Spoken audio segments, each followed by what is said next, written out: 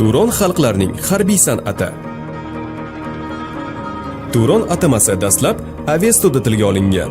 Tarixchilar fikricha, turlar, ya'ni turklar oriy xalqlarning tarmog'i hisoblangan.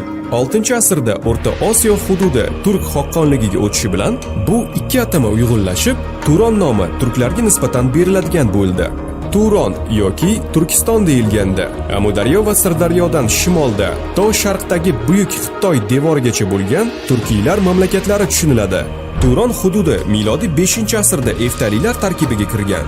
Eftalilar mamlakatda Kushonlar siyosatini davom ettirib, O'rta Osiyo, Sharqiy Eron, Shimoliy Hindiston va Sharqiy Turkiston xalqlarini yagona davlatga birlashtirgan.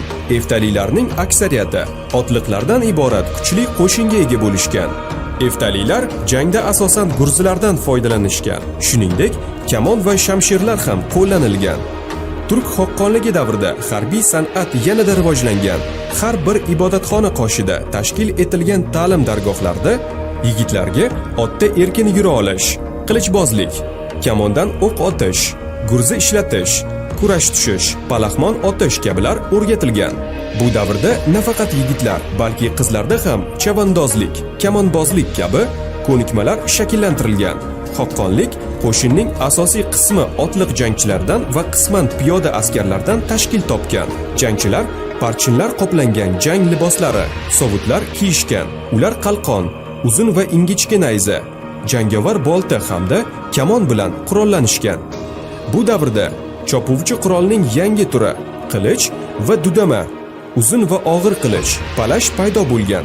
Har bir otliq jangchi o'zi bilan kamida 2 yoki 3 ta otni olib yurgan. Bu xorigan otlarni charchamagan otlarga almashtirish imkoniyatini bergan.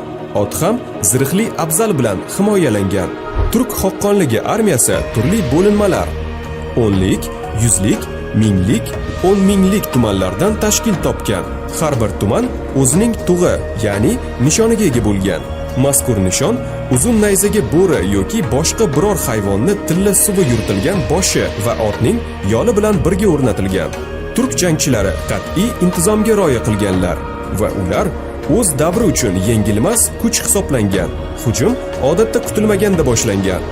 Jangdagi aniqlik, abjirlik hamda tezkor harakatlar g'alabani ta'minlagan.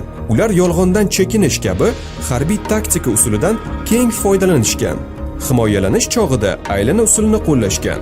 Jang taktikasida dushmanning asosiy kuchlarini 2 yoki bir necha qismlarga ajratib yakson qilishgan. Turon harbiy san'atida og'ir qurollangan suvoriylar, otliq askarlar va ularga xos jang olib borish usullari 5-6-asrlarda ham hal qiluvchi ahamiyatga ega edi. Turkiy suvoriylar tomonidan uzangining kashf etilishi otliq askarlarga ot ustida mustahkam o'tira olish va og'ir aslahalar bilan qurollanish imkonini bergan. Qo'shinda og'ir qurollangan askarlardan tashqari yengil qurollangan otliq va piyoda lashkarlari ham bo'lgan. Shaharlarda ixtisoslashtirilgan qurol-yarog' ustaxonalari faoliyat olib borgan. Jangchilarning qurollari ham takomillashgan. Qurolsozlar yasagan himoyalovchi yarog'lar jangchini boshidan oyog'igacha muhofaza qilgan. Jangchilarning ustunligi ikkiyoqlama o'tkir tig'li qilichlarda bo'lgan. Sovutlari ham uzun bo'lib, askarlarning oldi va orqasini kesklari bo'lgan charm bo'laklari muhofaza qilgan. Oyoq va qo'llarni himoyalash maqsadida maxsus metal parchalardan tayyorlangan sovut kiyishgan. Himoya vositalaridan biri bo'lgan dubulg'a temirdan yasalgan. Dubulg'a yelkada osilgan zirhli yelkaposh bilan bir bo'lgan. Bu davrda shaharlar, qal'alar va boshqa binolar mudofaa maqsadlariga mos tarzda barpo etilgan. Turon xalqlari o'z shahar qal'alarini tadbirkorlik bilan mudofaa etganlar. Yirik dehqonlarning Xorazm, Suxt va To'g'ristondan topilgan uy qo'rg'onlari, burchli mudofaa devorlari va kamondan o'q otishga mo'ljallangan shinaklarga ega bo'lgan.